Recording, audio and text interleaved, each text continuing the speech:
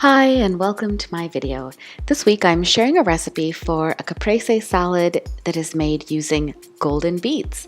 Last week I shared our vlog from the Etobicoke Farmers Market where we picked up a lot of beautiful produce, and I wanted to show you exactly what I made with some of the things that we purchased. If you're interested in that vlog, by the way, it's linked above for you. But coming back to this salad, I think a caprese is normally made with tomatoes, mozzarella, and basil, but in several restaurants here in Toronto I have seen this made with beets as well, and this is what we wanted to make when we saw these beautiful beets from the market. So let me show you how I made this salad. The first ingredient is the beets, and you can use yellow beets or red beets, whatever you have is absolutely fine. And the next ingredient is mozzarella cheese. I opted for the cocktail size bocconcini. I just thought this would look really cute. Aside from that, there are some very simple ingredients. Those are olive oil, balsamic vinegar, basil leaves, salt, and pepper. So the first thing you need to do is prepare your beets. I cut off the stems and leaves, and in order to reveal the beautiful golden color, you do have to peel the beets. So I set about doing that. Now my plan was to boil the beets, but you could also roast the beets, and that would add another dimension to this salad. But when I decided to make this, it was as soon as we came home from the market, and both of us were so eager to enjoy this, and roasting really is a longer process. So if that's what you want to do, just be aware of that. And next I cut the beets into approximately 1 or 1.5 inch cubes. The idea is to really match the size of these beet pieces with the mozzarella, or in this case the bocconcini. So I am trying to get them roughly the same size. I really think the salad looks much more beautiful that way. So next, the pieces of beet go into a stock pot with some boiling water, and I set that over high heat and boiled it for, I think it was about 7 minutes, until the pieces were knife tender, or fork tender, I think is what they call it. The texture really is up to you, but I don't really like having to work too hard when I eat my beets, and these do take longer than potatoes. So that is something else to keep in mind if you're boiling your beets like I did. So once these beets have achieved your desired texture, go ahead and strain them, put them into a big bowl, and gather the rest of your ingredients so that you can assemble your salad.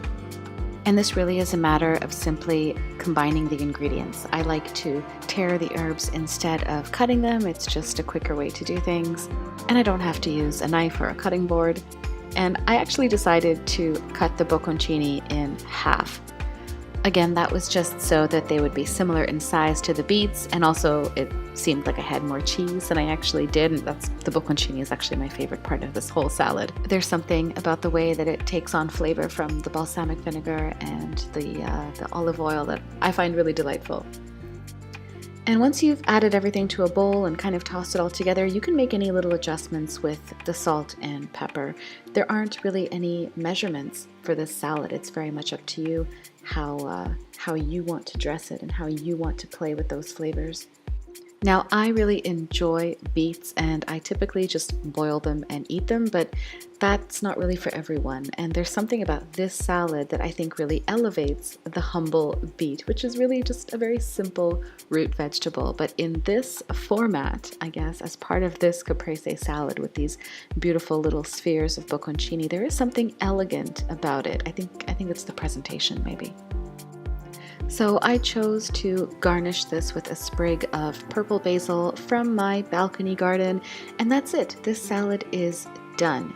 It comes together very quickly, and it is very portable, perfect for work or for school. And what are those random tomatoes doing in the frame? Okay, those tomatoes are from the farmer's market, except for this one right here in the middle. This is from my balcony garden. It's the heirloom variety called the green zebra. And in addition to this caprese salad, we decided to just cut up some tomato on the side. And yes, it's a salad, but no, it's not really a salad because it's literally cut up tomato. So what I did is I had these beautiful kind of grape tomatoes and these orange Roma tomatoes plus my green zebra, and I just sliced them up, put them on a plate, drizzled them with olive oil, salt, and pepper, and that's it. We just ate them like that. They were so vibrant and sweet, and sometimes that's the best thing you can do with fresh produce, is not do too much to it.